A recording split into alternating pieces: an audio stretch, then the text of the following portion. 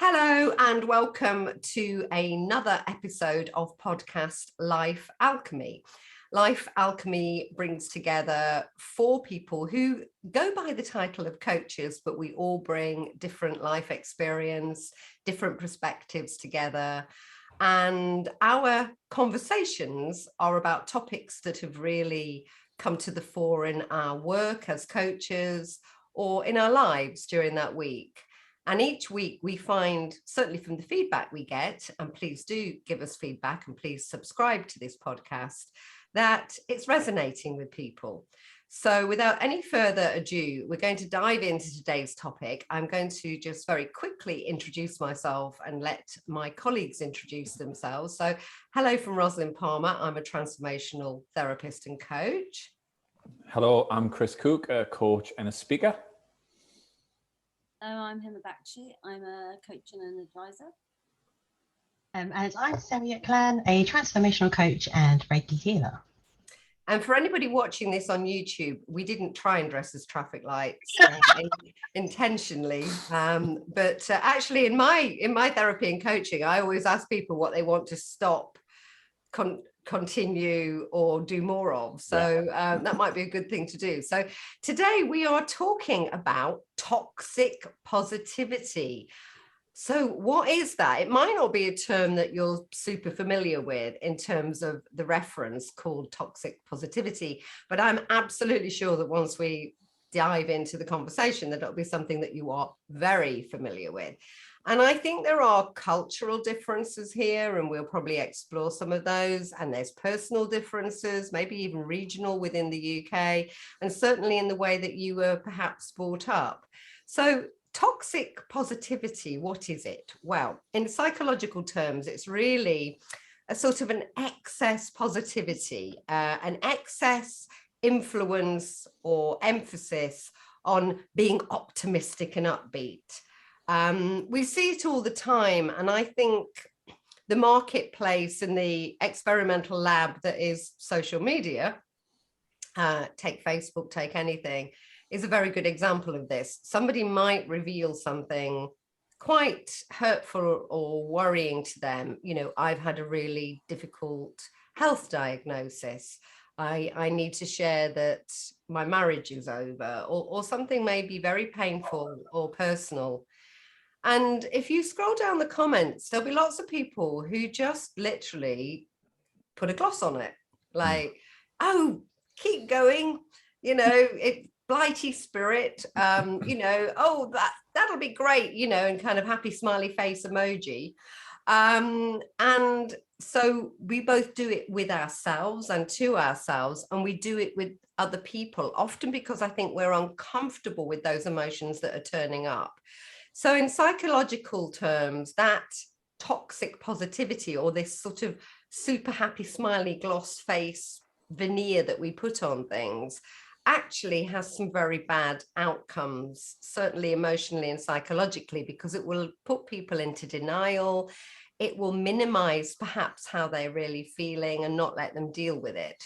So that's the sort of me wearing my therapist hat explanation. But over to my colleagues, maybe, for what that's already triggering and bringing up for you guys. Who'd like to start?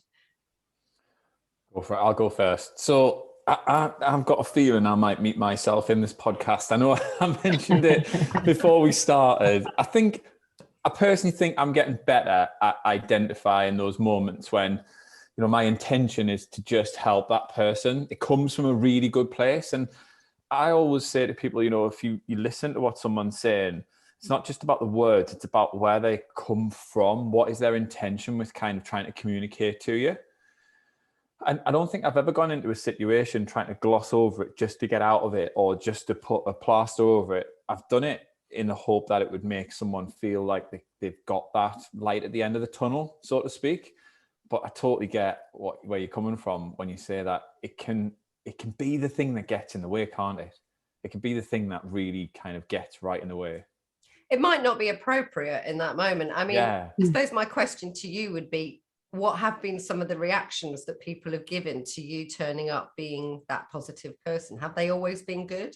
Yeah, they've always been good, but I've always left the environment thinking, I should have I could have done something there. I could have really like either taken them away and said, hey, what's going on? Or do you need someone to talk to, or something like that, instead of just putting in, oh, I'll be all right, don't worry about it, you know. But I think that's very Northeast. It's very, you know, I'm from the Northeast, as you can tell. I can't hide that. But I think that's very Northeast. You know, it's, you know, bad day, not a bad life type of mentality. You might have a bad day, but come on, it's not a bad life, you know. And it's that, I think that's where it stems from with me. What do you think, Hema or Sarah? So when we decided we were going to talk about this, I thought, yeah, toxic positivity. Then I Googled it, obviously. And when I Googled it, oh my God, actually, that was me a few years ago, like all over. So the experience that I you know, like really sticks out for me is like I struggled with fertility. And so I'd been through 4 rounds of IVF, miscarriage, all that kind of stuff, doing so at work. Anyway, at some point I was quite open with like my colleagues. But as I was going through the whole process, I didn't do it to gloss over how I was feeling. I think I was completely disassociated from how I felt, which is interesting because I'm still learning now to undo all of that. But everything, now it is not a nice process. It's really stressful. It takes a real toll on your physical health, your mental health, your emotions, your finances, your relationship. It's massive. But somehow I had a brilliant, I don't think it's a skill, I shouldn't call it a skill, but I just had a way of everything was fine. Like, oh, this time's better than last time. And it was crazy. And I remember, you know, you asked Chris about what's the reaction you got. I too had people like in awe around me. That's how I felt. They were like, you're so strong. It's amazing. It's amazing that you're coping. And, you know, actually at the time, I genuinely believed that that was the best way to get me through it. And it led me to like keep going. And I've definitely been somebody that's definitely, you know, like that was definitely me for sure. And I think what it brings up for me is that how I had to start to learn that what I thought and I believed for so long would be a really positive trait that gives you resilience, keeps you going, actually can be really counterproductive. And it stops me feeling any emotions. Like I couldn't really understand the negative feelings that couldn't really, let alone, I wasn't really feeling them. I just had buried them so deep, I didn't even think they were there. And then they surface in a way that had a negative impact physically, you know, like I experienced physical symptoms. So yeah, so I am still working on like, how do you, like if there's some sort of discomfort that you're feeling, you don't have to paint a positive picture to get through it, and actually tapping into all those negative or difficult emotions, because that's where the growth is. Yeah. I had to learn that, and I had spent most of my years, like early 20s, most of my 30s really, almost all of my 30s in that state. So there's a lot of unlearning to do. I think that's really true. I think if I was again wearing my therapist hat and I see people turning up for nearly any issue, you know, I could probably have a logo that just shows them going around 3 sides of a square, you know, or 4 sides of a square, when actually they need to walk through the middle.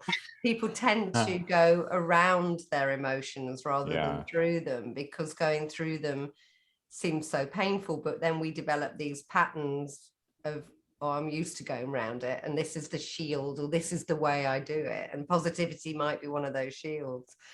Sarah, you'd mentioned to me that you had a recent example of that, but what's your thoughts so far? Well, one thing is sort of just hearing everybody, and it's I can completely relate to everything, what everyone has said. Like I've definitely been the one going, come on, you know, at least this, or you know, oh, just look at this though, but that's really great, or blah blah blah. And then I've also gone through my own personal experience where I go through my cancer journey, and I've written a blog, and I called it I Choose Giggles. So I was like, I choose giggles, and I was like, yeah, and I was only focusing on positive. And then going through it, and which completely relate to what you were saying, Hema, because then 5 years later I had I felt like a bit of a breakdown. I was at work, and I was like, yeah, back to my normal life. And then I started to get stressed, and then I got depressed, and I was like, what is going on? Like, I'm getting stressed about work when I've had a life-threatening illness. Like, what is that about? So but what I'm going to say is, and I'll share something that's come up recently, is that there is a spectrum. And I think being careful of like black and white, like it's, you need to be like this or you don't be like that, like, because sometimes there's a need for it and sometimes there isn't. Like in my personal experience at that time, I totally needed to say to myself, even if I was deluded and I was like, yes, you know, and I was only focusing on the positive and the gratitude, which is great. That's what really pushed me through. And I needed that at the time. But then in more recent years, I've definitely been unlearning and being able to realize that there is a big gray area. And like, what I want to say is just be compassionate with yourself and compassionate with other people, because like you were saying, Chris, you know, everyone's coming at it from a loving, supportive place. Yeah. And as a human, we want to support and nurture and help each other. So we want to try and fix things, and it's just innate in us to want to do it. But it might just come out in an unhelpful way at the time. So I think just being compassionate. So this week, I'll just share it because I've got a hysterectomy coming up. And it's something I've been waiting for a lot. I've been waiting for a very, very long time. I had to go through different hoops, and the whole thing with fertility has been something I've been told it probably unlikely, like when I went through my chemo. So that's like coming up to 10 years ago. But even though it's something I chose to have, the hysterectomy, and even though I've had all of this time to deal with it, the fertility side of it, I feel like I'm going through this long grieving process that I'm not going to be a mum and have my own children. And I had the call last week and I said, oh, we've got cancellation, do you want to come in? So it's basically on the 19th, so I had like 10 days notice, and it brought up all this stuff, and I was like, oh my god, and all this emotion was coming up, and this anger and all these really strong emotions. So I was talking to, first of all, my mother, bless her, and we were just talking, and as I was talking, I was just saying, do you know what I feel? And all these fears were coming up, and it was new to me, so I was sharing these fears. My mum was sitting there, bless her, and she went, come on then, right, where's all this positivity gone then? So come on. And she went, shall I put the kettle on? She went, and I went, listen, I was like, I'm just sharing how I'm feeling. Like, it doesn't need to, and it's okay for me to feel like it's normal, and it doesn't need to change. I'm just acknowledging that actually these are the feelings that I've got, and that's fine. You know, I think I just need you to just listen, really. I just, you know. And she went, oh well, I'm just gonna go put the kettle on. And I knew it, and she left, and I felt so angry. I was like, just listen to me. I'm like, and there's been a long thing with my mum, bless her. Like, she's always grown up, and she's had her own stuff as a child and like growing up. And also she's my mum, so it's really painful for her to see her child upset or, you know, and stuff. So she really struggles with it. But I was so angry because it brought up lots of stuff where she's always taught me, literally as a child, don't ever show emotions like weakness, you know, don't ever let anyone see you cry, don't let a man see you cry. And I've always been compared to my sister, who's very strong. Like, this is the words, she's sister's strong, and also like, oh yeah, you know, you're a bit of the weaker one, like, because I'm quite sensitive. There's all of these labels and stuff, and for the last sort of 10 years or so, I've really battled unlearning that myself, and say, look, Mum, that is actually damaging for me. So I know you don't realize, yeah, obviously there's never intention there, but it's really important for me to express how I feel and to allow myself to feel these feelings. So anyway, so the other day when that happened, she was, oh, I'm going to put the kettle on, where's the positivity? I felt really angry, so she left the room, and I was livid. I was like, all of this stuff, like, you know, all of this stuff, like, it was going in my head. I've told you about this. I just want to just it's okay for me to feel it, and I just want someone to just listen. And then I calmed down and I was like, okay, calm down.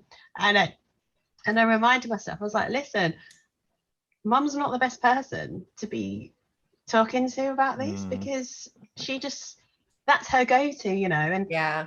thought, just have some compassion, because it's really hard for mum to see me like this. And then something else happened, and I was talking to a really good friend of mine, and she said, she goes, how are you? How is everything? I was like, so I was telling her, and I was saying about my mum. She said, yeah, exactly what I just told you guys. And she went, oh yeah. And then she went, you know, and the good thing is that and like, if she's listening to this is not judgmental at all. I'm just sharing, you know, the experience. She went, yeah, but the good thing is, you know, now that you're not going to be a mum, like, you can put all of that attention into all the other stuff that you want to do with your life. Yeah, And Wow. and I went, oh well,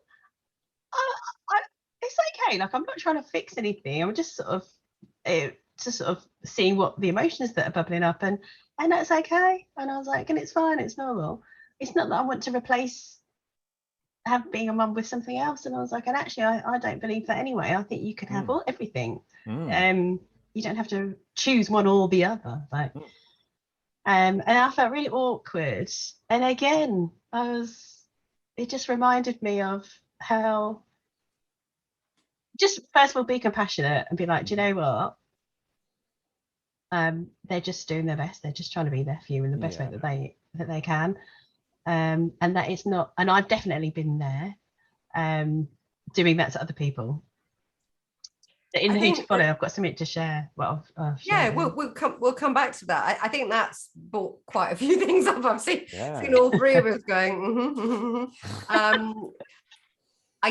I think you are talking in a wider context, or what's coming up in a wider context is whenever we aren't allowed to feel our own feelings or express our own feelings, it can be really frustrating, or you don't feel heard or validated.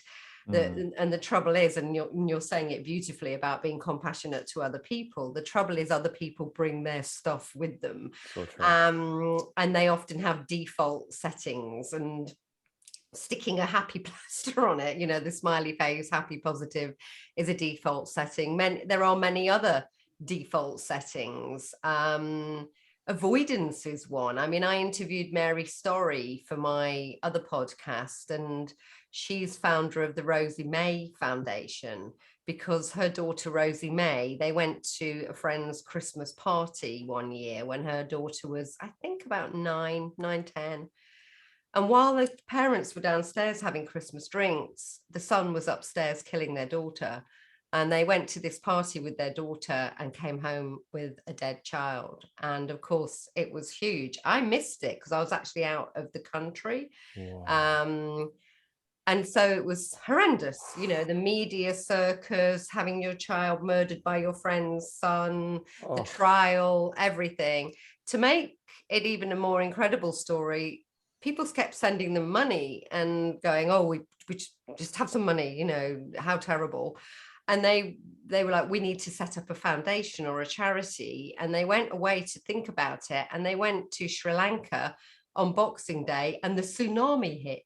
You remember the tsunami? You know, so they were there, and they survived that, but they felt that was like a sign that they should help poor women and children and girls in Sri Lanka. So, you know, she's turned the most horrendous experience into something incredibly positive. But the thing that really stood out for me in the podcast was, I said to her, what was the most hurtful part of going through all the time after your daughter died? And she said, the people who crossed the road to avoid me because they didn't know what to say and they didn't want to make eye contact.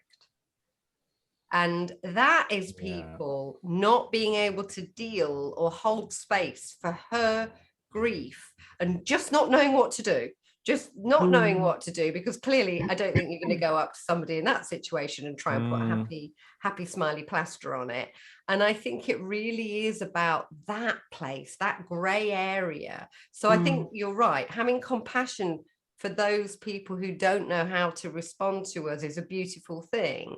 But I think we all need to not have default settings. Yeah. You know, we all need to think about not having a default setting. I mean, I know people watch this from all over the world. I love America. I've got loads of American friends. I'm not having a pop at you guys here, but you have a culture of being super positive. It's why you created Tony Robbins, you know, and lots of really great things that I love and I'm incredibly inspired about. But let's ask ourselves the mismatch question. If people are so happy and positive, you know, and you only need to go into a clubhouse room hosted by Americans, it's like, I'm having an awesome day, and isn't today wonderful, and isn't it all great? You know, they've got the highest rate of people taking antidepressants in the world. So, hello, you know, there's a mismatch here about what's being shown up front and what's going on. So I do think it's about not having a default setting, having the courage to allow people to show their emotions and not trying to fix it. What do you think? Yeah, and it's okay to say nothing. It's okay to, like you say, the best thing you said there is hold them in that space, have that space for them to do it. And I think on a personal level, I think that's where my kind of realism and optimism meets. That's how I feel. Like, people call me really positive, and you know, in different corners of my work life, people have said, "Oh God, you're dead positive, dead upbeat," and I am. But I think it comes from a place of like constantly understanding that change is happening. So just go with it and just allow it. And whenever bad experiences come into my life, and I could tell you some things that have happened to me that, you know, that would just make your toes curl, has been awful. But actually in those moments, or as I've come through those moments, I've asked myself, what am I here to learn? What is this sent to teach me about me? Not anybody else, not my interaction with the world. What is this about me, in me? And often, in fact, every single time, not just often, there's been something to work on, or there's been a gift there. Hard one, a really hard one to swallow. And a lot of them have taken time, or I've gone out and sought expertise help, but actually what I've got at the other end is something beautiful, a gift. But it is about what you were saying, Sarah, it is about finding the right people and almost letting those people off the hook who aren't able to respond. Because being responsible is your ability to respond. It's this response able. If they're not able, the response is always going to be coming out arse end first. It's true. It'll come out the wrong way. And I've been guilty of being angry at people for not being ready to give me what I needed. And actually what I've needed is something in me, not them. I think I would have been one of those people before, you know, like and I've learned so much over, like, especially, you know, going through a qualification and training as a coach and developing those skills. But I've naturally been a fixer, you know, and I would have wanted to say, and I do it, it's natural. So I have to always watch it. And, you know, and I'm always thinking about, how can I make this better for someone? I want to help. And Ros, you said earlier about your default setting. And I think I've had to learn, like, what could an alternative default setting be? And that has to be conscious for me. But for example, you know, like you said, Chris, people, I think they just don't know how to respond. You know, some want to. There might be some that don't want to, but I think there are people that just don't know how. And so there can be some really simple things, I think, that people can say in a moment of discomfort that can have a massive impact, you know, rather than saying, well, you know, what can I do, or if it'll get better. If you simply said something like, thank you for sharing with me, or I'm really sorry for what you're going through, or, you know, I'm here for you if you need anything. And if that's all you said, it can have a massive impact. You might be feeling that discomfort still, but if you can put that discomfort aside and just leave nothing but a simple sentence, just knowing that person is being heard, letting them feel that they're being heard, I think can help people who feel really uncomfortable in that situation get a little bit more comfortable, and certainly make the other person feel a bit better. That's such a good point, Hema. You know, like, I got taught years ago, if ever you get a complaint, you know, in business, someone calls up and complains about something, we have to almost match where they're at, because often when they call up and complain and you're like happy and smiley, it can pee them off even more. It can send them even further. So Yes. simple things like, you know, when they're saying, I've had this experience, going, oh, really? I'm so sorry about that. You almost meet them with what they're giving you. And I think on some sort of level, there's those vibrational matches, isn't there? There's the kind of alignment. And that's the key. If you're the bipolar opposite of what's presented, it's going to have friction. But if you meet it and match it somewhere and find a way of almost dovetailing into its vibration when you meet it, you've got a much better chance of speaking the same language, because otherwise the words you say just mean nothing. Yeah. They mean nothing. And often people, again, I think a lot of us are saying, well, we're all saying about listening, aren't we? We're saying about holding space. I had that song come into my head, How to Save a Life. I think it's, I can't think the of Fray. The Fray, yeah.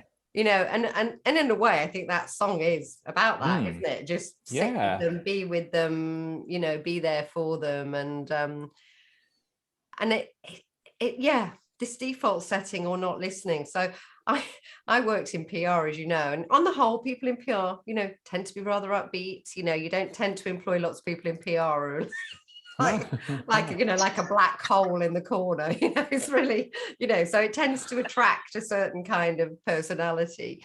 And I worked in this agency in the early 90s. It was actually an advertising agency on Baker Street. I'd always have Jerry Rafferty in my head as I went to work. And I worked with this colleague, I'm not going to name, let's call her Rosemary, shall we? And she just was always, but she never listened. And she'd go, so you come in on Monday, she'd go, hello, how are you? How was your weekend? And you'd go, oh, it's fine. So one day I said to one of my colleagues, just listen, see what happens here, because clearly not listening isn't a good skill in PR, just so we all know. And so I came in and she went, hello, how was your weekend? And I went, it was absolutely terrible. My dog was murdered, my cat was run over, my house exploded, and I lost all my money. And she just went, marvelous, have a lovely week, you know. And no way. Yeah. And it was like, stop it, just stop it, you know. And she just was in this kind of default, you know, here, you know, that's a really, you know, and I'm sorry if you're listening to our podcast and you recognize yourself, but I'm sure by now you'll have had lots of growth.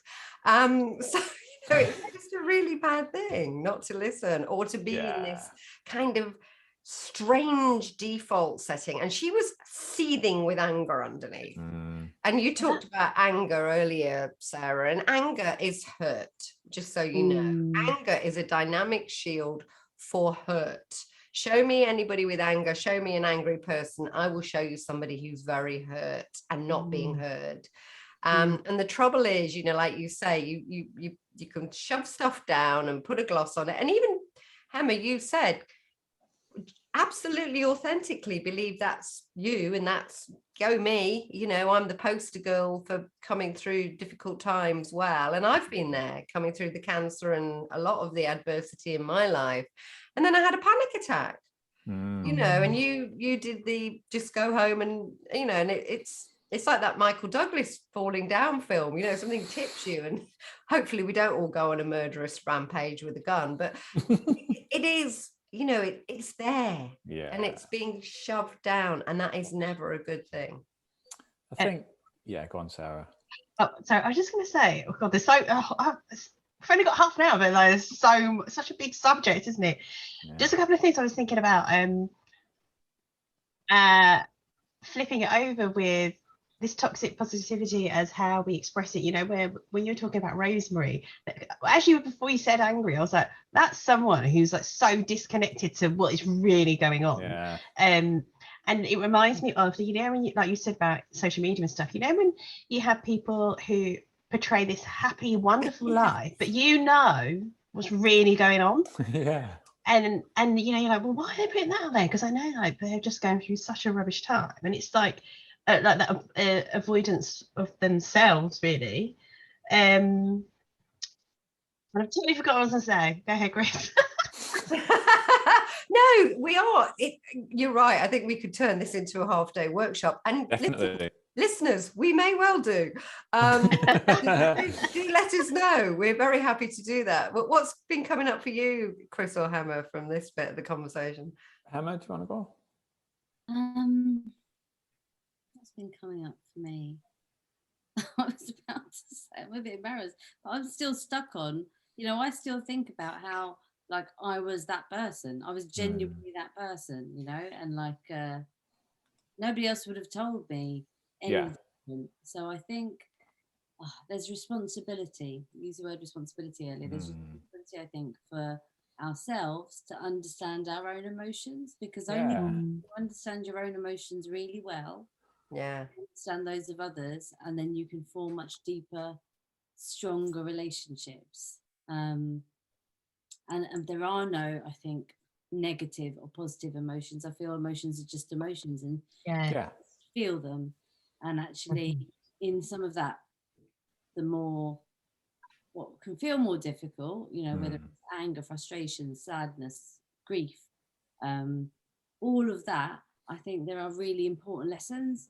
And so I think that's the thing that's coming up, because I think understanding yourself, understanding how you're feeling, I think it's something that you've got to work on continuously. You don't begin brilliant at it overnight, or maybe you do, but I'm still working on it, let's put it that way. I'm still working on it. Yeah. We're all works in progress, I think. Yeah. And sometimes we're just going to do that. Sometimes we're just going to be like that, and it's okay. Like, just don't make yourself feel like, because I know I still do it. I probably still catch myself doing it all the time. I just don't even realize it.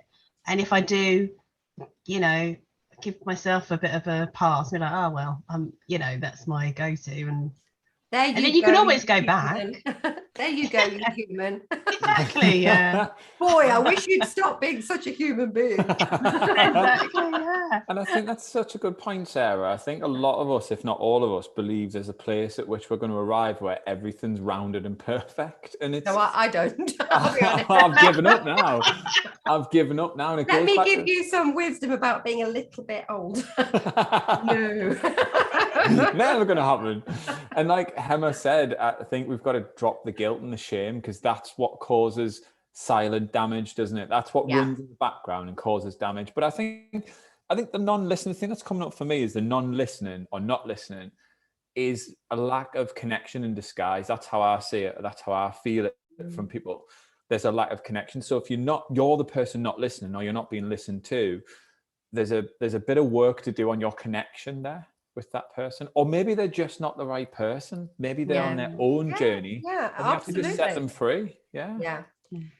So I think we could talk for I know, it's a great subject. What would be, I'm going to do 2 quick rounds now. So first of all, what might be one gem you'd give to a client or somebody you were working with? And then secondly, kind of WTF, who to follow, or maybe somebody you see maybe doing this or not doing this or dealing with this well. So I'll go first. And so I would say that I would say to everybody, don't minimize your human experience or feelings because they're uncomfortable or unfamiliar.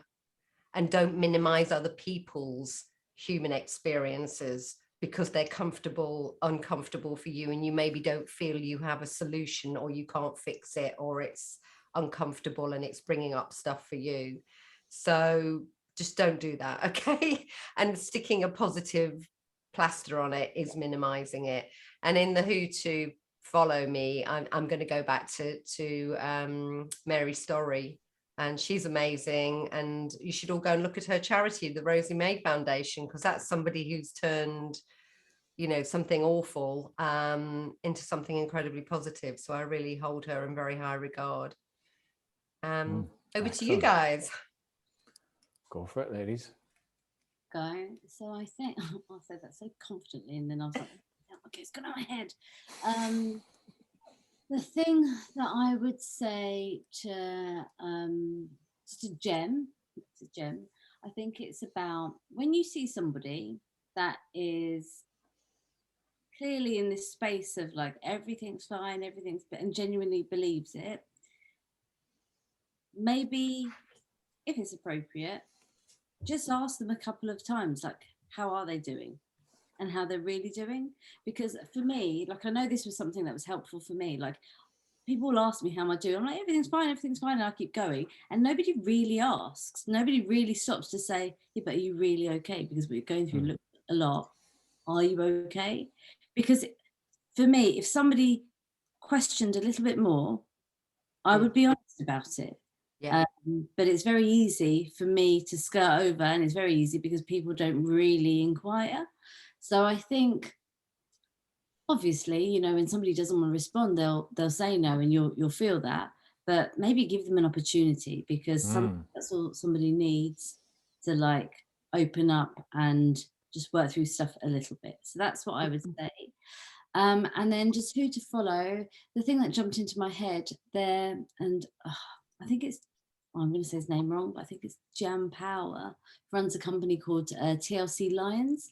And they're just a group of like remarkable individuals that have all been through some terrible, difficult times, and they share their stories with organizations and just with people. And I think it's quite motivational and inspirational, and I think it gives us somewhere to look at where, you know, we can feel all these difficult things, go through horrific stuff, and then as humans we can feel them but still come out the other end. So yeah, TLC Lions. TLC Lions, yeah. Nice. I'll Google it, make sure that's correct. Okay. I think this is brilliant. Just as something a bit of like, I know this is live, but housekeeping is, I was thinking there's so many gems that we've got and so many people we've mentioned. If anyone doesn't know, so we've set up an Instagram page called Life Alchemy Podcast, or the Life Alchemy, I can't remember, Life Alchemy Podcast. And I think I'm going to start uploading the videos, and what I'll do is I'll go through all of the ones that we've done so far, and then I'll put links to or references to what we've come up, because there's so much in there. There's so much to sort of go back on. And on that, for my who to follow, what's really come up, it reminded me of, is this, you know, around the toxic positivity, is the I did this mental health first aider for young people course, and on the course they played a Brené Brown short video, and yeah, and it's called "To Show Empathy, Stop Saying At Least." So there's this little animation. It's like, you know, and they're like, oh, but at least, you know, oh, but at least it's not, at least it's sunny today, or you know, I can't remember, but. So that is such a powerful video. And I remember, Chris, when you were saying about this podcast, I think I'm going to find myself. When I watched that video on that course, I was like, oh, that is so me. I do it all the time. So that's a really good video. So I'll share a link for that with everything else as well. And the takeaway for me is, Chris, I thought it was brilliant when you said response able. And thinking whether you are the person listening or whether you the person wanting to be heard, and this compassion is like, have compassion, like you said, Chris, earlier, like, is that person response able? And if you're the listener, being compassionate with yourself, like, am I able to respond myself? Because if you're not and you're going through some stuff, it's okay to say to that person, oh, do you know what, I'm here for you, and to actually share that too. I don't know, what do you guys think, like, to say, no, I really want to be there for you, but I've got all this other stuff, so I'm sorry if I'm not showing up as best as I can. I think that's 100% better. You know, let's go back to the Mary Story example. You know, how many of us have ever come across that? But yeah, I would stay on the same side of the road, make eye contact with her, and just go, well, I think the natural thing would be, I'm so sorry, and I'm here for you. And that's it, maybe. You know, maybe you have no other frame of reference, or, you know, and that's much better than crossing the road and avoiding eye contact, because it's making you uncomfortable and you don't know what to say. Definitely. My who to follow, I'll start off with who to follow. There's a former Olympic diver called Leon Taylor. He's on LinkedIn, he's on Facebook and all the social media platforms. He's a brilliant speaker and coach, and he's very much gone down the mindfulness route. And last week he came on a Zoom call with a crowd of young aspiring athletes, and he talked about coming back to breath. Whether you're the listener, the observer, whether you're the person communicating the pain, coming back to the one thing you've got control over, which is breathing deep and not holding that tension. And that for me led into a deeper discussion around, we were talking to these athletes about being prepared for all these eventualities to still perform at your best. And Leon said, you know, you can't be prepared for every single eventuality, but you can be ready to accept the challenge. And I thought there's such, I know it sounds like a play on words. It's not actually. There's a very different mindset that comes with just being ready. And from that point of being ready for almost anything to happen, you're then in a better position to respond. And I love the idea of just coming back to breath. And especially as a listener, it's a really powerful thing, because when you're listening to something, there's loads going on inside of you, but we need to quieten that down and just be present. Totally. I've been doing memory in my online course. Oh, cool. And one of the tricks of memory is just to be present when you're learning the information. So the example is, you're at an event. Hello, I'm Rosalind Palmer. You're in your head. You're like, oh, does my hair look nice? Am I making a good first impression? You whatever, and you're not breathing and you're not present and you don't even hear me say my name. And so you later go, oh, I've got a terrible memory. No, you never took it in the first place because you weren't present. So I think that's brilliant parting shot. So thanks everybody for listening. Before we came on air, we were talking to Chris about the Olympics, and Chris has been doing some incredible stuff, which he's just alluded to or given you a little nugget of, which is about the Olympians of the future and some of the ways that himself and former Olympians have been helping them. So our next podcast, once we have decided the topic, but it will be around that framework, will be on that. So do subscribe, do tune in, do check us out on Instagram, and we look forward to you joining us next time for another issue of Life Alchemy. So it's goodbye from me, Rosalind Palmer. Goodbye from me, Chris Cook. Me, Hema Bakshi. And goodbye from me, Sarah Fan. Thanks very much. Thanks for listening and joining and watching, everybody.